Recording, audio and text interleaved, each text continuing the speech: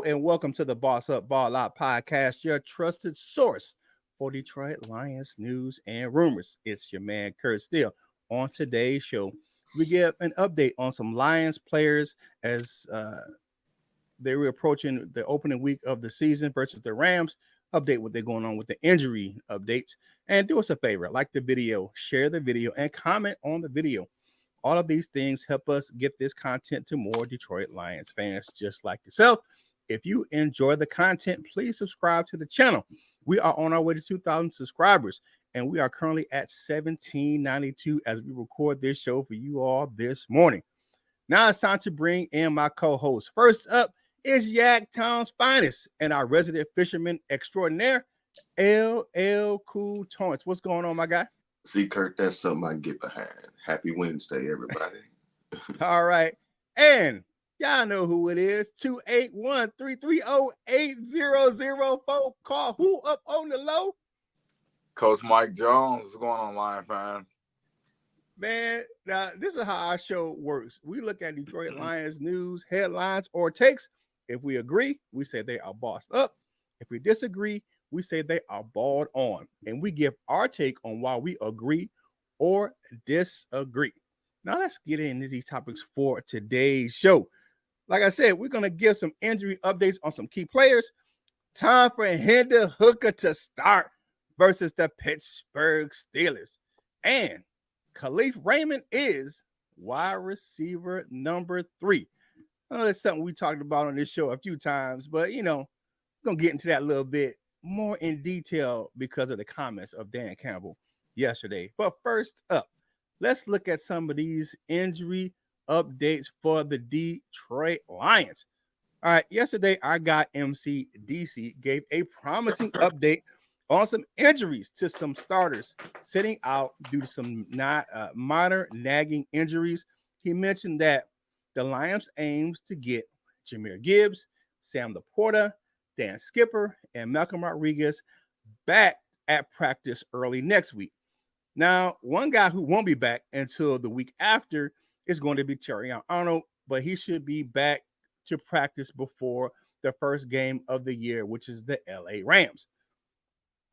So that's some good updates. Now, the Lions had some players return to practice yesterday in limited action, including running back Jahmyr Gibbs, Kevin Zeitler, the guard, edge, James Houston, and cornerback Carlton Davis. Now, Amik Robinson hasn't missed any time, but he was limited at practice as well yesterday. Some notable players working on the side with trainers were guard Christian Mahogany, defensive tackle DJ Reader, and cornerback Stephen Gilmore. Now, Reader gave an update on his injury the other day at his charity event. He had his knee scoped to clean up some scar tissue after suffering a setback in June. Now, he is the only player right now not projected to be ready for week 1 of the regular season, but he should be good to go shortly after. Now, let's get some more guys with some roster updates on Tuesday. Detroit waived linebacker Deron Gilbert, safety Maurice Norris with injury settlements. Norris was one of those guys I believe was fighting for a backup safety role that is now all but certain being held by Brandon Joseph. If the Lions, if these players clear waivers, the Lions can re-sign them after 3 weeks due to league rules. They just can't clear waivers and the Lions put them back on the roster. They have to wait. The waiving team has to wait 3 weeks, but another team can pick them up right off the waiver wire, or as soon as they clear waivers, they can sign with another team. Now, and the last bit of roster news, the Lions placed Malik Jefferson and wide receiver Traquan Swift on injured reserve, man, which probably means they're going to be on that waiver wire with the injury settlement coming up in the next couple of weeks. They were bubble guys at the most. I think Jefferson may have had that best chance of making the roster just because of his special teams play. But they signed another special teams linebacker, and we covered it yesterday on yesterday's show. I will not butcher that guy's last name, Joel, the guy coming over from the UFL. I'm not going to do it. It's disrespectful to me to butcher people's name like that, and I don't know how to pronounce it just yet. So once I know how to pronounce it, if he makes the roster, I'll say it. All right. So, last thing, I have to applaud the way the Lions coaching and medical staff have handled the injuries this offseason. The focus is getting guys ready for the regular season, and they're focusing on those guys that already have roster spots. They want to get them ready for those games that matter, aka the Rams. So, with the head coach that and a lot of his staff who played in the NFL, they understand that players do not need to be rushed back from injury. So I'm gonna ask you guys, boss up or balled on how the Lions have handled the injuries of these players, the key players that have been sitting out with injury. So I'm gonna go to you first, LL. What you got? How do you think the Lions, I would say, bossed up or balled on how they've handled the injuries with these key players? This is a bossed up take, man. Just because I think they did a good job with it. Over the last, I guess since this regime has been in place, I think they kept some of the last training staff or something like that. But yeah, just throughout this whole time, we've kind of seen just how the injuries have been managed, and it seems to work out, kind of well. We even heard, I think it was on the Netflix series from Amon-Ra St. Brown that he played last year with like a torn oblique or something like that. But just the fact that they could, and I don't know if I'm giving them too much credit or just him not enough credit for being that tough. But maybe they got him, good enough to where he can go out there and play. So, maybe that's a combination of the two, a very good staff and a very tough SOB. But boss up take on that. But one thing that I do want to say, that's just, I tried to tell y'all a long time ago, I do like DJ Reader, all that good stuff, but everybody was hooting and hollering, doing cartwheels about it. Now look, I told y'all, Broderick Martin, man, at least we get to see that part. All right. Coach Jones, who look like he's on the IR right now with the sniffles. What you got, my man? Yeah, man. Real, them kids, man. So man, this is a boss up take, man, because the fact the Lions will be 99.9% healthy going into week 1. I think that the training staff and the coaching staff as well have both worked together and get these guys ready here, man, because everything looks good before the season. The roster looks good, but if you go into the season and you don't have certain guys in certain areas, man, it don't look so good. But the Lions are nursed and they back to full health. It's good to see guys coming back. We all glad Jahmyr Gibbs is coming back, man. And one thing, man, is I am kind of sad. I'm not gonna lie, because I had a lot of hopes for Tre'Quan Smith when he got signed. I was like, Tre'Quan Smith is gonna make this roster. He's gonna be wide receiver 5. I just knew Tre'Quan Smith from his New Orleans days was gonna come in here and be able to kind of step in and just take that role on as being an extra big body receiver, man. And he has not became that. And I just feel like, man, what's going on with you, DPJ? Maybe y'all sipping on the same stuff, man. Stop sipping on that.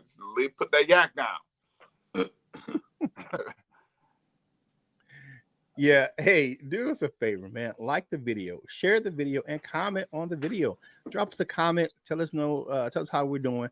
Let us know in the comments. # bossed up if you like how the Lions have handled the injuries, the coaching staff and the medical staff. Balled on if you think that they did a bad job because we got too many players banged up. Let us know what you think in the comments. Definitely injuries are going to happen, but now it's time to switch gears, man. And I've been looking forward to this topic as soon as I knew that Coach Jones was going to talk about it. So, Coach Jones, man, holler at me about what's going on with Hendon Hooker. Man, I'm just saying right now, anybody with 2 eyeballs and above the age of 5, okay, knows that it's time for Hendon Hooker to rep with the twos, man. Like, it's time. Like, it's time to take the training wheels off. I know they've been delicate with him, to let him fully heal last season, and they started him at the bottom of the depth chart and made him climb his way up. But enough is enough, okay? It's time to see this man get a full half of work with the twos. It's time because It's just, oh, man, we just don't want to see Nate Sudfeld. I mean, that's all that is really. Number one. I mean that's number one. But you know what? He looks so smooth when he's running with that third team. Like everything looks like it is working. Everything looks like it's coming together. We want to see if that's maybe because he's ahead of the threes, or if it's because he can actually take the twos and run it smoothly. And maybe, if something, I'm not gonna really throw that in the air because I don't want. But if he has to step in and take over at any point in time for any game, maybe he can steer the ship for a game or two. Because he's smooth with his smooth play, man, and maybe he can get away with his legs being a catalyst for him engineering drives, man. But we got to see it, man, because we've just had enough of. We've seen all we want to see in Nate Sudfeld. Nate Sudfeld should be battling Jake Fromm for that QB3 spot. Like, we shouldn't see Nate Sudfeld honestly until the fourth quarter. We should see Jake Fromm before we see Nate Sudfeld, just because we haven't seen Jake Fromm yet. So Jake Fromm should be the first quarterback coming out of halftime. And then Nate Sudfeld should get that fourth quarter. But Hendon Hooker needs to get reps with the twos. We need to see, does it look as smooth with the twos as it does with the threes? And if it does, then he's your backup quarterback. Like, enough is enough. And I'm kind of about to be a little rough on Dan Campbell, but hey, bro, like we know what you're doing. Oh yeah, he got to work his way up. Cut it, okay? Because if we got to put Nate Sudfeld out there for any reason, any damn reason, we are doomed. Okay, so do y'all agree with this? Do you think Hendon Hooker has deserved and earned that QB2 role? I'm gonna let you go first, LL. What you got, my man? Well, short answer, yes, I do believe that Hendon Hooker, it's time for Hendon Hooker. Number one, because it ain't time for Nate Sudfeld. Number two, why not? Everything that you just said, shoot, might as well, man. We drafted him for a reason. Go ahead and see what he got, man. I think that's what they plan to do. I think he'll get some time. Maybe if he don't start the game, he'll get a lot of time with the two. At least maybe that's just my hope. But I'm right with you, Coach Mike, on this one. No, I'm not saying maybe he needs to come in. No, he needs to start. Like, not no coming in the first quarter. No, he needs to start. All right, so I'm gonna give my boss up as well to your take. Hendon Hooker has proved that he is worthy of that QB2 position. He still has some struggles, but he is, in all actuality, still a rookie. He didn't play last year, so this is his rookie season. Now, MCDC said yesterday that they had planned on starting Hooker versus the Chiefs, but due to Hooker being held out for that concussion, he was limited to that backup role. The Steelers will be a good game to showcase his growth. However, I don't think it will be a measuring stick or how he will perform in the regular season, because it will still be pretty vanilla. The Lions aren't going to give up any type of trade secrets in the preseason, because Ben Johnson is going to call a really basic game plan. But he's going to put Hooker in a spot to succeed. Now, I agree with you wholeheartedly. I don't want to see Nate Sudfeld anymore. I've seen all I need to see from Nate Sudfeld. It's time for Jake from State Farm to get out there and see what he can do. Yes, like I did that, man. Jake from State Farm. I know, man. That was a straight dad joke, man. But okay. Do us a favor, man. Like the video, share the video, and comment on the video. Hey, man, subscribe to the channel. It's free. It's free. It's free 99 and 50 free cents. You keep coming back and watching anyway, so why haven't you subscribed, man? Go ahead and subscribe to the Boss Up Ball Out podcast. Man, now it's time for our final topic of the day. And this is something that myself and LL have been preaching over the last few weeks, man. So go ahead, my man, LL, and take it to the stage and talk about Kalif Raymond. You sound like you was bringing some other kind of talent to the stage. But, our guy, Lil Leaf, this was that main Jim Bordeaux's guy, Kalif Raymond, is wide receiver 3. I know I put it at the last point there, but I didn't put it at the last point, but it's never mind. Straight from Dan Campbell's mouth himself. And this is yesterday in the presser. Dan Campbell confidently believes Khalif Raymond is the Lions wide receiver 3. In this article, they kind of broke down how they're using it, like instead of 1, 2, 3 and the X and Y and Z and F and all of that kind of stuff. I know that both of you guys know, but some of y'all out there and all that. But just in the order of things, Khalif Raymond will be number 3. What does that mean? Does this mean that? Well, I just kind of explained that. But like, does this mean that he'll be the slaughter? Is he playing out wide or whatever it is?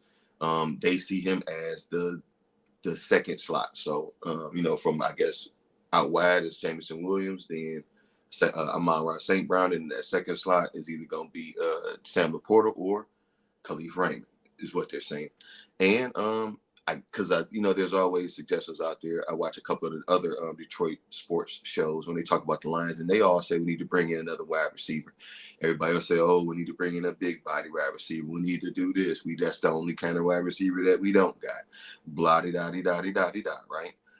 Way I look at that is a lot of people always say, like, hey, you got to trust in Brad, we trust and all that kind of stuff, right? So this is a Brad. It is more than likely, especially if we don't sign a bigger wide receiver, is a Brad Holmes and Dan Campbell move. So I want y'all to shut up and trust them a little bit.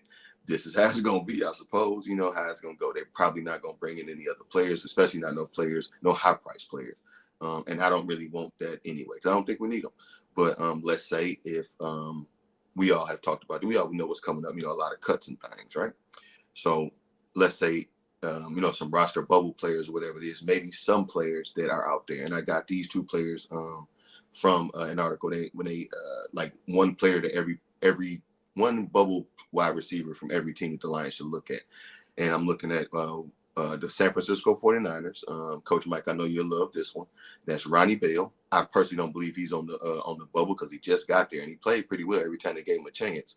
But if for whatever reason he is released, maybe Ronnie Bell. And number 2, a SEC guy from LSU, Terrence Marshall Jr. He was he came out with the other 2 Rockets out of LSU. He was with those other 2. I don't think he came out with because I think Justin Jefferson came out first, but Justin Jefferson, Jamar Chase, and Terrence Marshall that year with Joe Burrow down that way. But maybe Terrence Marshall Jr. from the Carolina Panthers. Terrence Marshall is that bigger body wide receiver that everybody speaks about, and he might come in very, very, very cheap. Those are just 2 options. I personally am okay with Khalif Raymond playing wide receiver for us and getting a lot of opportunity, man. He shows up every time we ask him. He does everything we ask him to do. He'll return it. He go out there and make the tough catch. He'll run that mug for you. He'll go out there and block for you. I don't know if y'all seen any of the clips from camp. He out there, he getting tough with the coaches and stuff, man. That's he's a lion, man. He's a everybody will throw around that term Dan Campbell guy. I think this is a Dan Campbell guy.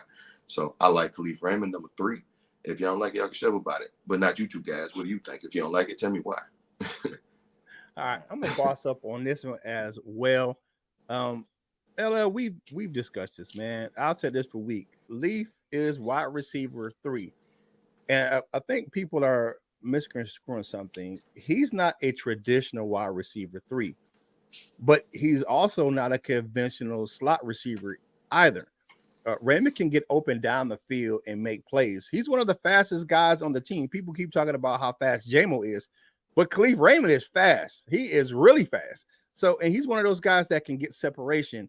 People underestimated him because of his size, and that's dangerous because he can get open. He can get off the line of scrimmage, and he's so fast where you can blink and that dude is behind you. So, and the one thing I like about Khalif Raymond is that he's the second hardest working wide receiver on the team.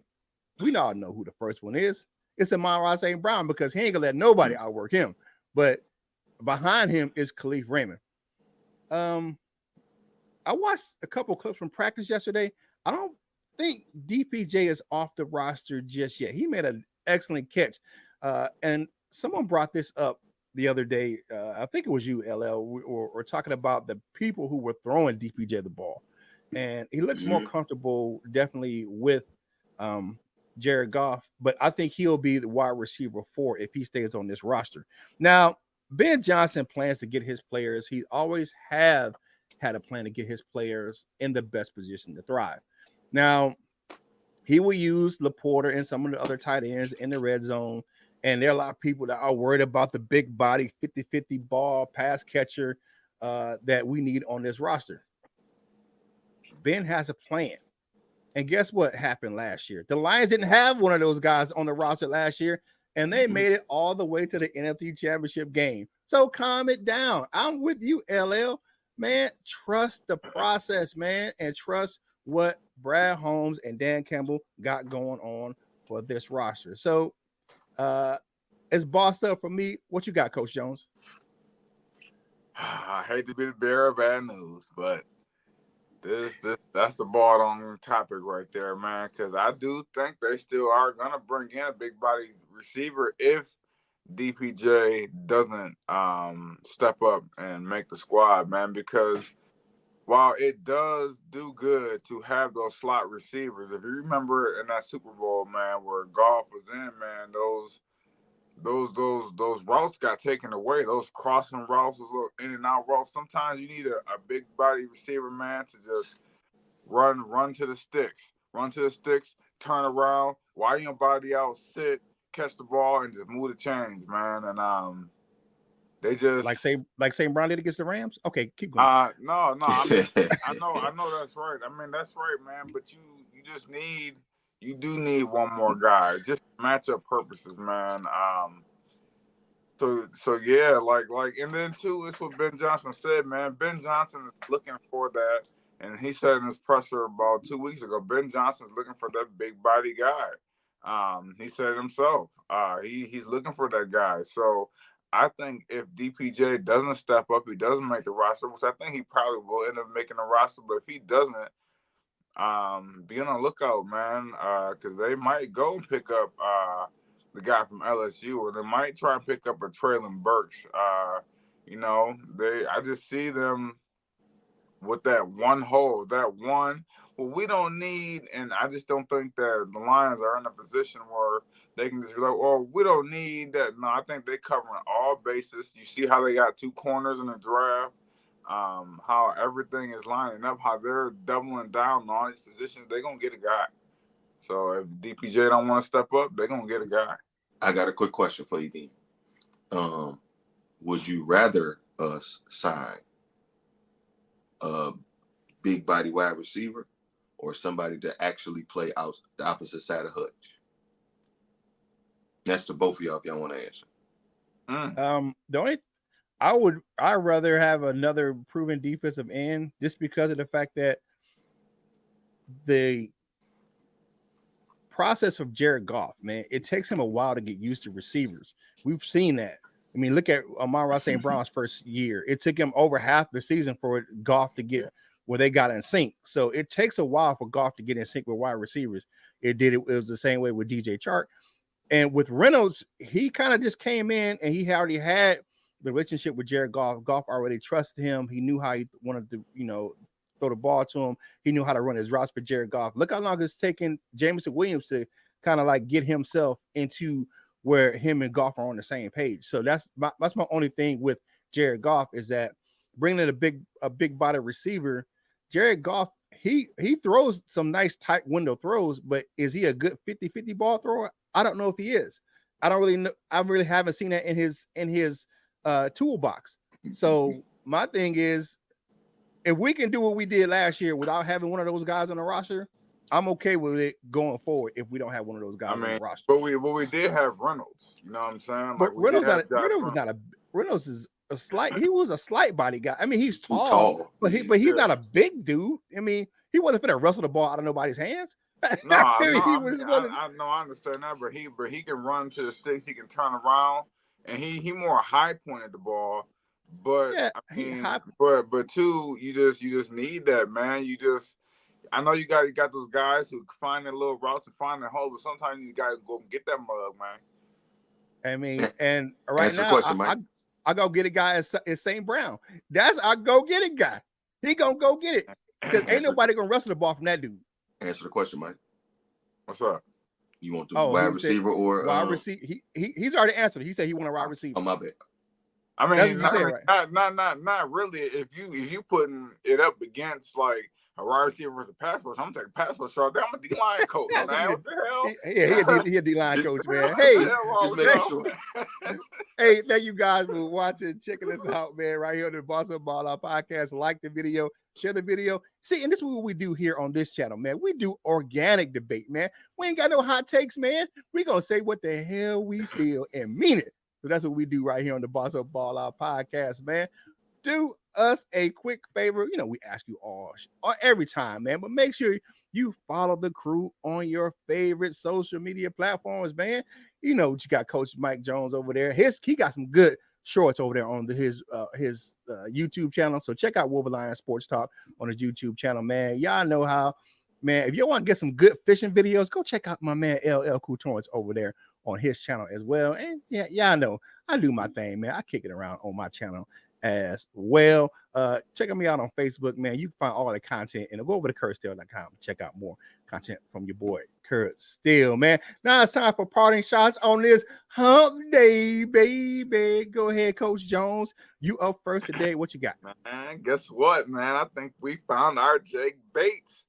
Man, we was there's a guy who come over from the soccer team, man, and you know, soccer and football season run at the same time, but our games are on different days. And man, he came over, man, and he booted I think it was like a 45-yarder, and it had some room too. So man, I'm excited. We got our Jake Bates. This dude, man, we can call him Legatron, man, because he out there booting, man. And, hey, salute, sir.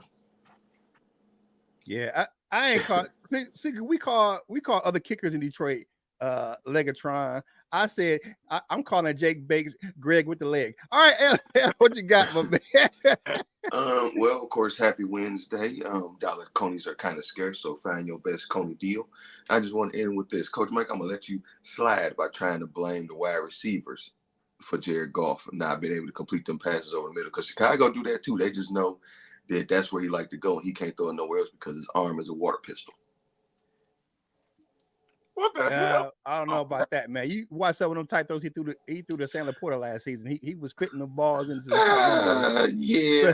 But what about that little out route he can't throw and all that other stuff? Did Jalen Johnson sit on? That's, you know what? Jared Goff got Jalen Johnson paid this year. You know that I already know that everybody know that, you know, whatever it is, little bit tweaks to Jared Goff game. You know, I know you're gonna point it out. You ain't gonna point out him having a 4,000 yard passing season, 30 touchdowns. You know, I don't know. Man. Did he throw 30? But I did give him now that he looking much better, throwing that deep ball to all our friend J-Mo. But we got to see it in the game. I know that part, but you also know that, you know, what I call him, that duck arm boy. You know, he throw them ducks out there, man. He's getting a little better. He's working with a quarterback coach. Getting a little better.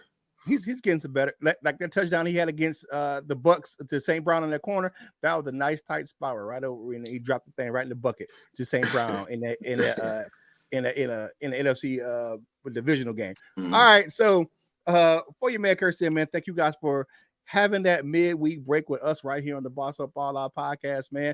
Make sure you go and finish getting ready for work, man, and have a great day. And don't let anyone steal your joy. If you're having a bad day, don't steal no one else's joy as well. Do your man Kurt Steele a favor. Whatever you're doing in life, you got to boss up, ball out, and be the best version of you that you can be. For my man, Coach Mike Jones and LL Cool Torrance, this is Kurt Steele, and we will holla at you real soon.